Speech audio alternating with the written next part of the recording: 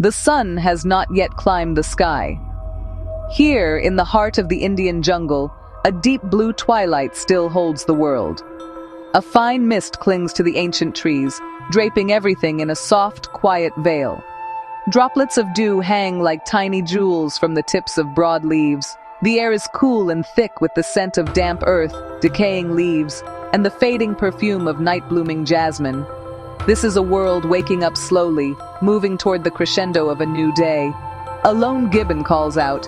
Its haunting whoop echoes above, signaling that the darkness is retreating. Hidden within a tangle of bamboo and ferns, a small miracle of life stirs. He is a tiger cub, barely 3 months old.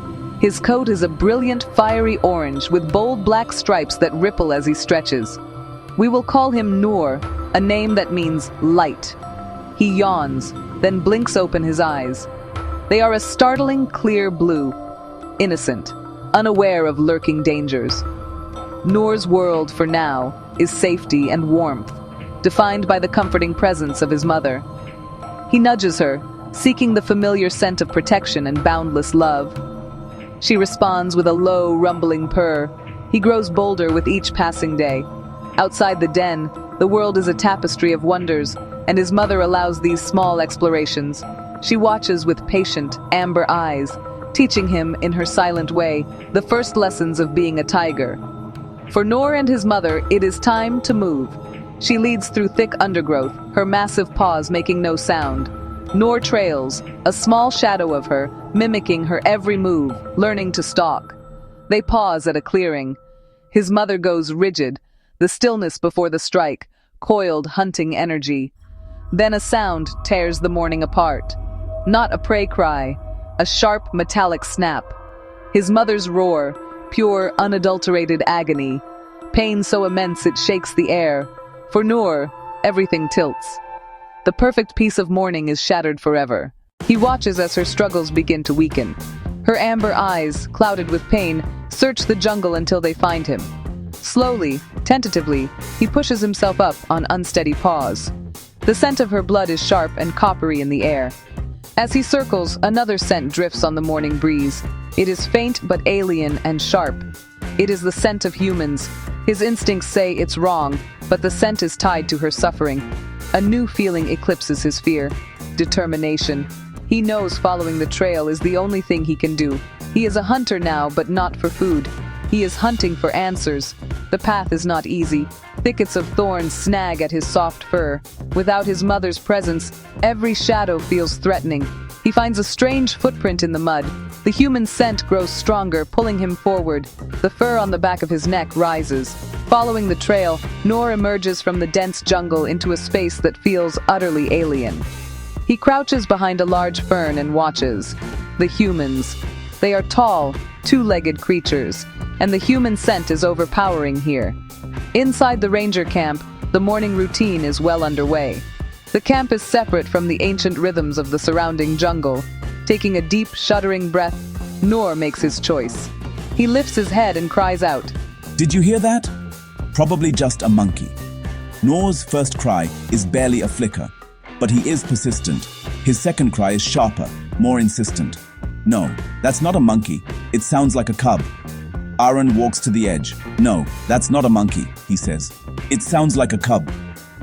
A wave of alarm ripples through the camp. Spurred into action, two rangers move cautiously. Instead of a menace, what they see makes them stop in their tracks. He takes a few steps back toward the forest, looks back at the men, and cries out again, as if guiding them. Aaron kneels down. He notices the slight tremor in the cub's legs, the faint, thin scratch on his shoulder.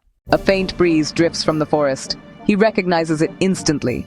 The smell of a cheap, hand-rolled cigarette, a brand tied to a notorious gang of poachers. Poachers, Aaron says low and firm. I smell their sign. Arun turns to the cub. Show us. Noor understands.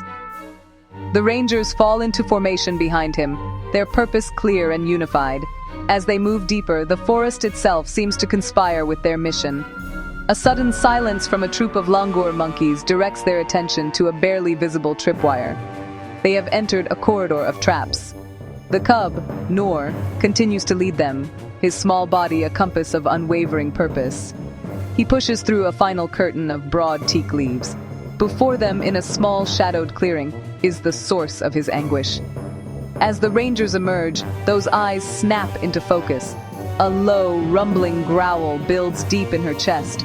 Noor rushes forward and nudges his head against his mother's cheek. The rescue is at a delicate, dangerous impasse.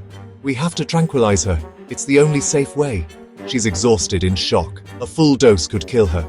Do they prioritize the safety of the rescuers, or take a greater risk to protect the life of the animal? He didn't lead us here so we could put his mother to sleep, Aaron argues. We owe it to him. Aaron wins the argument, but they are racing the clock. They have a small, precious window of time. Easy now. We are here to help you. A twig snaps. The tigress reacts instantly, lunging forward with a surge of adrenaline-fueled strength. The cutters are positioned. Then, with a sudden, shockingly loud snap, the cable breaks. For an instant, nobody moves. The air, once thick with dread, now feels light and thin, shimmering with relief. The tigress cautiously lifts her head, then slowly, painfully, begins to rise. She looks at the rangers. The gaze holds no malice, only profound weariness and a flicker of understanding. Aaron's gaze shifts to the small cub. He had faced down his deepest fears for the sake of his mother. He was a tiny vessel holding an ocean of bravery. Courage, Aaron whispers to himself. The name is a silent promise to always remember that compassion requires bravery. The light is fading fast now. The tigress, with courage pressed closely to her side, turns away from the clearing. Her stripes, so bold in the daylight, now allow her to blend seamlessly into the patterns of shadow and light. Courage glances back one last time before he too is swallowed by the encroaching fog. The story of the cub's courage will become a quiet legend among them, a reminder that even the smallest of creatures can embody the greatest of virtues.